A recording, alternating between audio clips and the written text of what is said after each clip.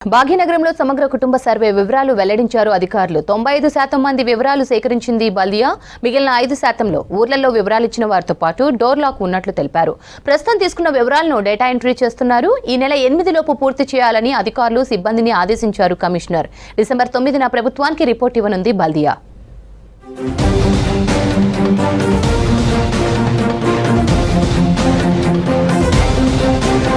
Greater Hyderabad లో ఇంటింటి కుటుంబ సర్వే పూర్తయింది. సర్వే కోసం 20,920 మంది ఎన్యూమరేటర్లు, 1,728 మంది సూపర్వైజర్లు పనిచేశారు. ఇందులో ప్రభుత్వ టీచర్లు, బల్దియా ఉద్యోగులు, ఆశా వర్కర్లు, ఏఎన్ఎంలతో పాటు ప్రైవేట్ టీచర్లు ఉన్నారు. నవంబర్ 6న సర్వే మొదలు కాగా మొదటి 3 రోజులు ఇంటింటికి స్టిక్కర్లు వేశారు. 9 నుంచి 30 వరకు ఇంటింటి సర్వే చేశారు. ఇందులో 95% మంది వివరాలను విజయవంతంగా సేకరించారు. మిగతా 5% మందిలో కొందరు తమ సొంతూర్లలో వివరాలిస్తామని చెప్పగా మరికొందరి ఇండ్లకు తాళాలు వేసున్నాయి. మరికొందరు వివరాలు చెప్పేందుకు నిరాకరించారు. వీరి ఇండ్లకు 3-4 సార్లు వెళ్లినా ఇవ్వలేదు. దీంతో బల్దియా అధికారులు సర్వే పూర్తయిందని ప్రకటించారు. ప్రస్తుతం డాటా ఎంట్రీ జరుగుతోంది. ఈ నెల 8వ లోపు ఈ ప్రక్రియ పూర్తి చేసి 9న రిపోర్ట్ ఇవ్వనున్నారు.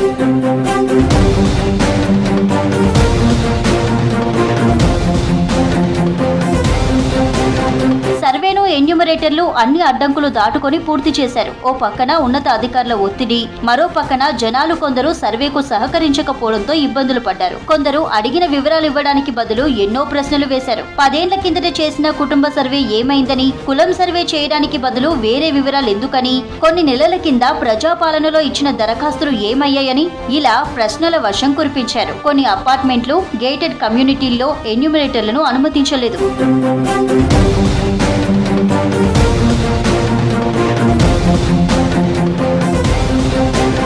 అలాంటి వారికి పై అధికారులతో చెప్పించి మరీ సర్వే చేయించాల్సి వచ్చింది. డోర్ లాక్ ఉన్న ఇండ్లకు 2-3 సార్లు వెళ్లాల్సి వచ్చింది. మొత్తంగా గ్రేటర్ లో 29,58,277 కుటుంబాలుండగా 1,47,913 మంది కుటుంబాలు వివిధ కారణాలు చెప్పి సర్వే వివరాలు ఇవ్వలేదు. ఆధార్ నెంబర్, బ్యాంకు వివరాల విషయంలో ఆప్షనల్ అవకాశం ఉండడంతో చాలా మంది ఈ వివరాలు కూడా చెప్పలేదు. ఎన్యూమరేటర్లు కూడా ప్రభుత్వ ఆదేశాల మేరకు ఎవరినీ ఇబ్బంది పెట్టకుండా చెప్పిన వివరాలు రాసుకున్నారు.